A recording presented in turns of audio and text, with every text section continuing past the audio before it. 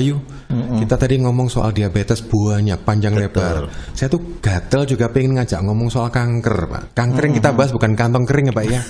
Ini tanggalnya kan kadang-kadang mikirin tanggal tua, tanggal muda, terus kantong kering gitu. Belum lagi karena pandemi, ya segitulah gitu. Kalau kanker itu sudah langsung bayangan saya serem. Karena di awal sudah kita bilang bahwa itu merupakan sel-sel yang nakal, tanda petik, kemudian berkembang tidak pada tempatnya. Betul. Dan menjadi pengganggu dan berdampak pada kesehatan. Apakah semudah itu, Pak, kalau saya mau menerjemahkan kanker? Jadi begini, hampir semua orang memiliki pertumbuhan abnormal. Kita nyebutnya sel abnormal dalam tubuh kita. Abnormal. Yang paling gampang tai lalat. Duh. Baru tahu saya. Terus gimana, Pak? Tai lalat itu adalah juga dia disebut juga sel abnormal. Karena tai lalat itu harusnya kan tidak di situ. Di mana, Pak? Ya di lalatnya toh. Ya di lalat. Dan saya, Pak, soalnya saya punya benjolan ini belakang tai lalat juga nih, Pak. Kadang-kadang kalau saya di rumah mudo gitu, nyun sewut bertelanjang dada, itu istri saya, "Man, ono nyamuk neng gegermu opo? Iku andeng-andeng kok." Gitu. Tai lalat. Terus tai lalat. Jadi tai lalat itu ada yang aktif, ada yang pasif. Ketika dia tai lalat itu aktif, ya dia berubah menjadi sel kanker. Ada tai lalat aktif pasif. Betul. Jadi saya ngobati pasien. Nah, saya dulu juga menganggap sepele hal ini. Ada seorang ibu-ibu, dia punya tai lalat di hidung nih. Dikasih cuman kapur apa? Kapur njet sama air keras. Dioleskan. Tai lalatnya hilang. Copot itu. Copot. Iya. Setelah tai lalatnya copot, hidungnya juga ikut copot. Growong. Masalah. Gimana tuh, Pak? Di daerah Wonosalam. Oke.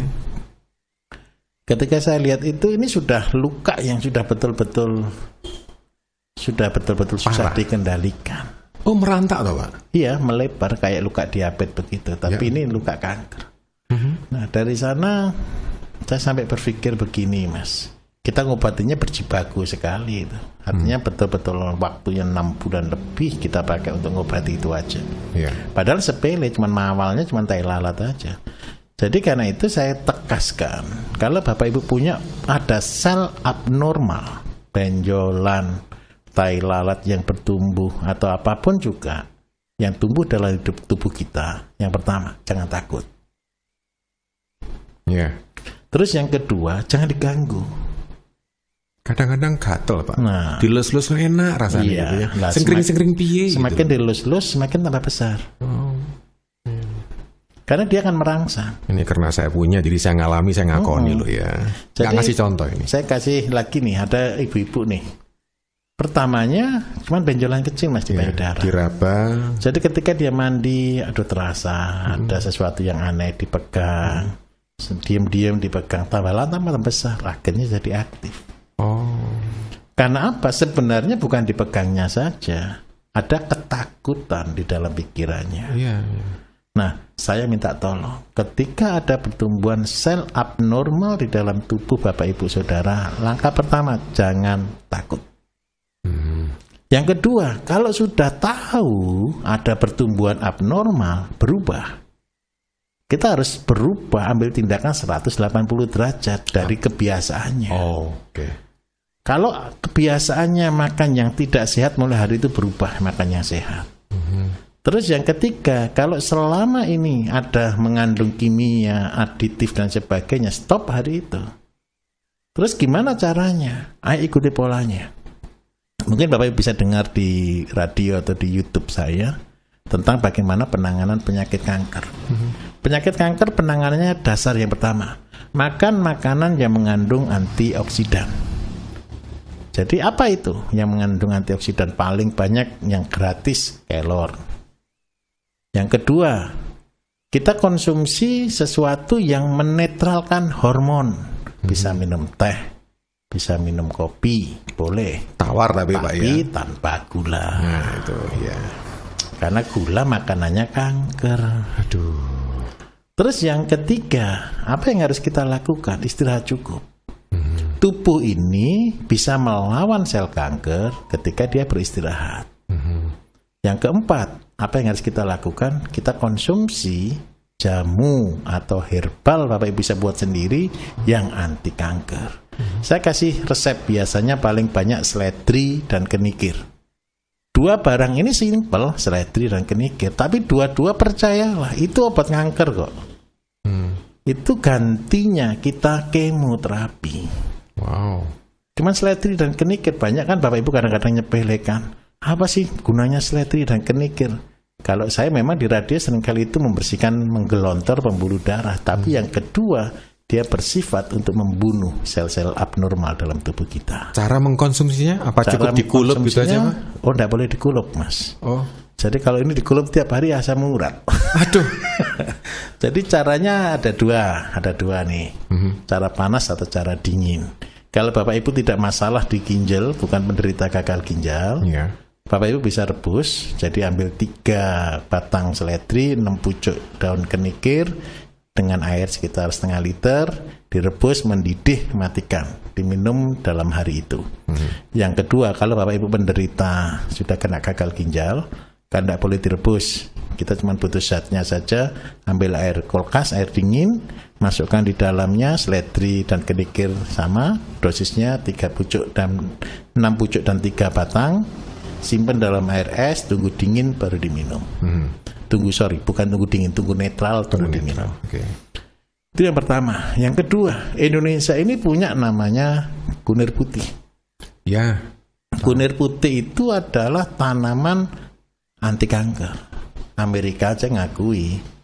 Nah, kenapa kita tidak buat sendiri? Bisa direbus, bisa dibuat kapsul, SOG apapun bisa. Kalau Bapak Ibu mau dengan pola kita, buatkan rebusan sekalian. Jadi sekalian bersih-bersih badan, yaitu salam manis, kayu manis, daun salam, kunir putih, jahe merah, dan pinang muda. Itu akan sangat bagus untuk membantu tubuh melawan pertumbuhan abnormal itu. Sekaligus detox ya Pak ya? Betul sekali. Detoksifikasi. Betul, jadi pembersihan semuanya. Yeah. Kalau seandainya terpaksa, Pak, caranya yang paling praktis gimana? Nah, ini alhamdulillah, jadi tahun ini Badan POM baik hati. Jadi produk kita dari 11 produk yang keluar izin edar ini, kita dapat 4 yang untuk menjadi melawan sel kanker ini, penderita kanker. Jadi kalau nutrisi, Bapak Ibu merasa, wah saya belum bisa makan sehat nih, saya belum bisa makan yang betul-betul baik nih, bisa konsumsi PSM 3. Itu adalah nutrisi untuk menderita kanker. Tetapi yang melawan sel kanker, produk saya terbaru adalah PSM 11. Gongnya ya. PSM 11. PSM 11 itu adalah metabolis yang melawan sel kanker dalam tubuh kita. Tapi saya penasaran Pak, tadi Bapak memberikan tips rahasia seledri, kunir putih dan sebangsanya. Itu kan barang-barang bisa dibeli di pasar. Betul. Bapak memberikan cara orang untuk melakukan terapi sendiri, membuka rahasia, membuka kitabnya supaya orang bisa ngobati sendiri dan ngobati orang lain. Terus kan nggak berpengaruh pada produk Bapak, Pak. Terus nanti tak obati dewe. Namanya aja PSM toh Pak. Bayu Sehat Mandiri. Terus kesehatan itu goal saya. Bapak Ibu semua bukan beli produk saya, tapi syukur-syukur bisa buat sendiri. Kenapa kok begitu? Kita terbatas Mas. Jadi terbatas membuat, terbatas melayani. Tetapi jikalau Bapak Ibu nih semua penderita kanker, dia kreatif, mau melakukan, mencoba untuk dirinya, dan dia bisa sembuh dengan apa yang dia buat, maka lebih banyak orang yang akan ketolong. Kita tidak mungkin bisa tolong semua orang. Itu visi saya. Yang kedua adalah goal kita tadi. Kami dari PSM bukan kepingin jualan obat. Jadi Bapak Ibu yang lama sudah hafal betul. Saya kepingin Bapak Ibu bisa buat obatnya sendiri-sendiri. Jadi untuk keluarganya masing-masing. Jadi karena ya terus terang setiap talkshow nih Mas, saya sering tanya ke pendata yang konsumen yang datang, selalu saya tanya begini, Bapak Ibu siapa yang sudah pernah buat rebusan saya dan sudah sembuh? Ada 3 atau 4 orang pasti angkat tangan. Terus habis itu kan saya tanya terakhirnya, loh kenapa Ibu kok datang lagi ke sini?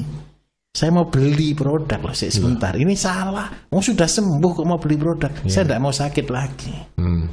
Jadi mereka beli produk setelah dia cuma untuk preventif aja, bukan untuk pengobatan. Jadi kenapa ya memang terus terang Mas, buat rebusan-rebusan itu agak rumit.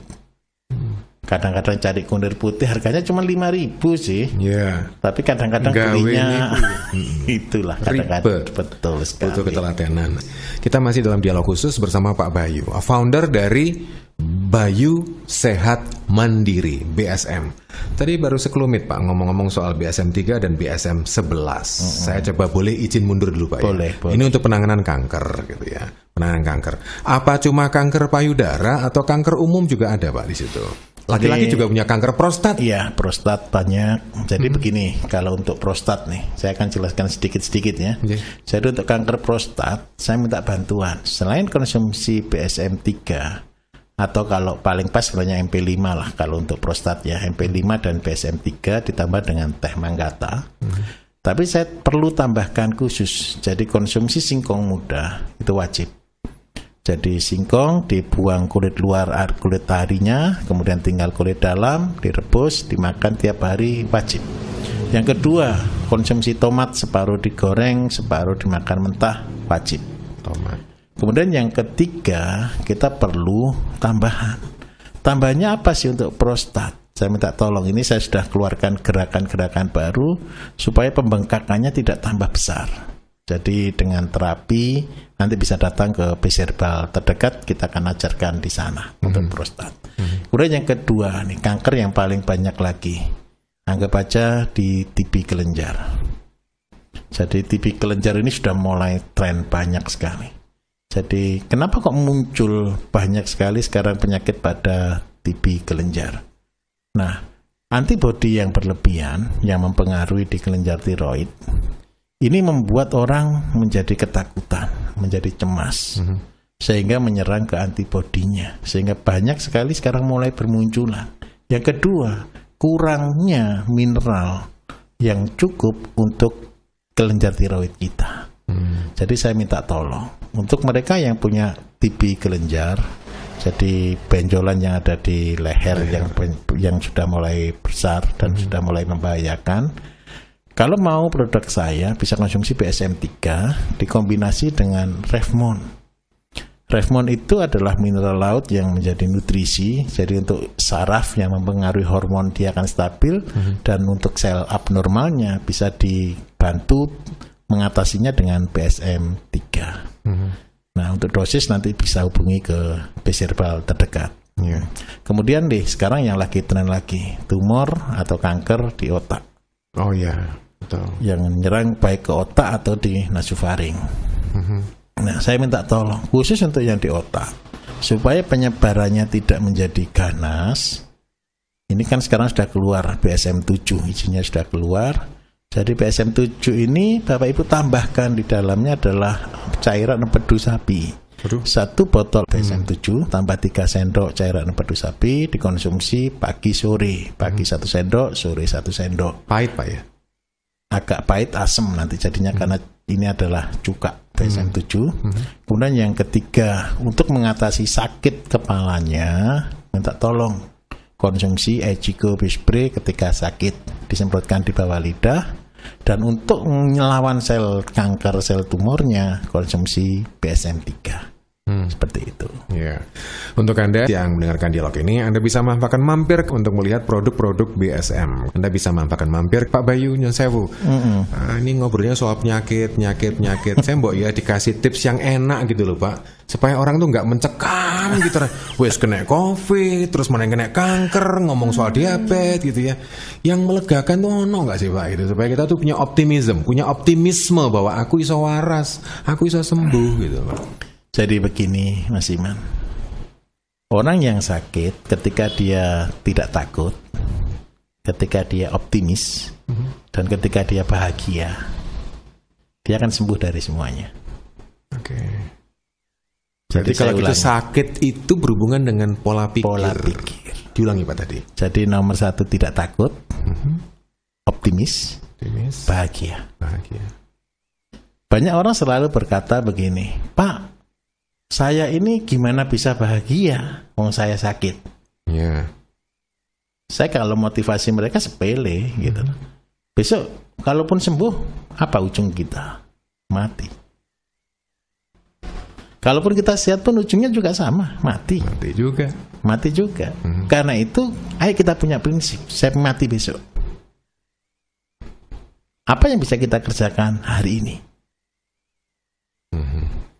Jadi bagi pasien-pasien saya motivasi Mas Iman. Bapak Ibu yang hari ini sakit, stroke parah, diabetes parah, kanker parah. Nomor 1, jangan sudah pedulikan dengan penyakitmu.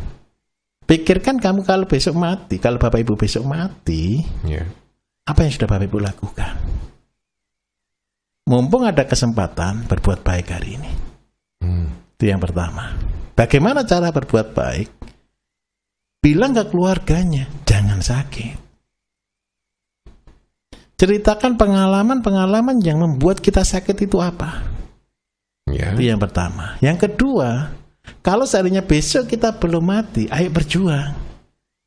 Siapa tahu Tuhan masih memberi kesempatan kita hidup supaya kita menang atas penyakit kita. Terus yang ketiga, apa yang harus kita lakukan? Saya nganjurkan. Banyak mungkin Bapak Ibu bertanya ke saya, Pak, kadang-kadang saya tidak punya uang untuk beli obat dan sebagainya. Persis. Semuanya tidak perlu uang. Bukan uang yang utama. Terus? Semua obat itu tidak jauh dari lingkungan kita, tidak jauh dari rumah kita. Ketika Bapak Ibu nanti dengar nih di radio, di talk show saya, semua obat yang paling mahal untuk penyakit kanker yang habis jutaan, ratusan juta, itu sebenarnya bisa gratis. Saya sendiri sakit kanker Mas dulu Mas. Kanker apa? Jadi di anus saya itu ada lubang dulu. Saya dulu kayak tengkorak hidup Mas. Jelas toh Pak, namanya anus masih lubang. Soalnya kalau nggak lubang bisa gimana keluar. buang air gitu. Gimana sih Pak Bayu ini kok? Jadi kayak anus fistula namanya. Jadi kayak anus fistula. Jadi ada cairan terus menerus dan itu membuat sakit sekali. Itu yang pertama. Yang kedua, saya dulu kena hipertiroid. Aduh. Yang notabene tidak bisa sembuh. Nah, tetapi ketika saya punya 3 prinsip ini, saya lupa dengan sakit saya. Dan alhamdulillah saya bisa menjadi sehat. Apa yang saya rubah? Sepele, ngerubah pola pikir, pola hidup, pola makan. Cuman itu aja yang saya rubah. Kalau ingat pola-pola ini kan gara-gara sakit itu kaken pola gitu. Iya, kaken pola. Adakah di antara Anda yang kaken pola gitu? Perlu refleksi diri gitu. Kira-kira polanya seperti apa gitu ya? Pola hidup, pola pikir, pola makan. Betul. Jagakan pola tak. Anda masih bersama saya Iman Diartanto, Pak Bayu dan saya Bu. Saya pengen ngobrol panjang Pak. Gitu. Tapi kira-kira ada nggak kesempatan untuk memberikan tips yang paling sederhana, yang paling mumpuni? Saya udah daripada saya mikir repot-repot itu apa sih itu yang paling cespleng. Ini zamannya zaman instan nih Pak. Instan gitu. Internet lemot aja maki-maki saya marah-marah gitu. Monggo Pak. Jadi begini, kalau Bapak Ibu memang kesulitan, kita akan coba memberi pelayanan terbaik. Saya sudah terlalu sering dikomplain orang, Pak, saya bosan dengan rebusan. Iya. Saya bosan disuruh makan ini, makan itu, gitu. Padahal saya berusaha membuat yang termurah. Saya buat tergratis kalau boleh seperti itu. Ya, dengan terpaksa kalau seandainya Bapak Ibu mau instan, mau cepat, mau baik. Hari ini kami berusaha mencoba membuatkan PSM 1, 2, hingga 11 produk-produk yang praktis yang sesuai dengan kebutuhan zaman sekarang.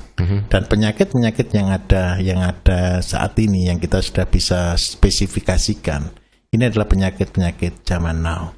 Untuk autoimun, untuk saraf, untuk kanker, untuk diabetes, dan untuk asam urat dan kolesterol. Nah, 5 penyakit dasar inilah yang menjadi pilar utama PSM hadir di masyarakat. Bapak Ibu bisa bersama kami datang ke Besirbal, bisa konsumsi dengan praktis. Kalau dulu produk-produk kami mahal, khusus untuk PSM yang 1 sampai ke 5 kita buat harga murah. Sesuai dengan visi kami bukan kepingin jualan obat, tapi kami kepingin membantu Bapak Ibu untuk mencapai kesehatan secara mandiri.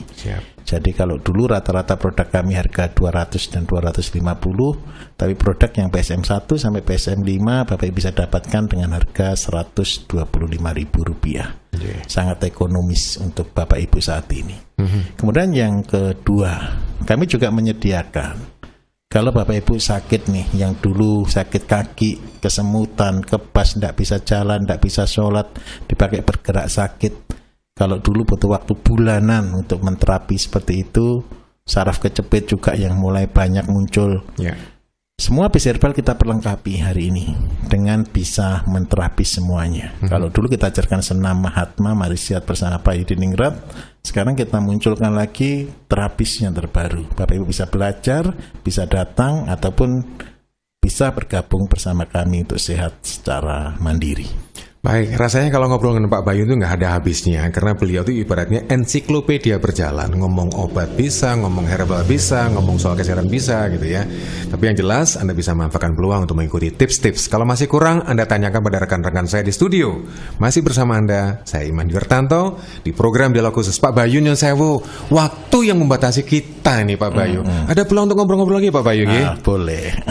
Baik. Saya Iman Wirtanto hanya bisa mengantarkan, tapi katakanlah kalau Anda masih kurang dan butuh informasi, Anda bisa kontak kawan-kawan saya di FM. Saya Iman Wirtanto. Terima kasih Pak Bayu.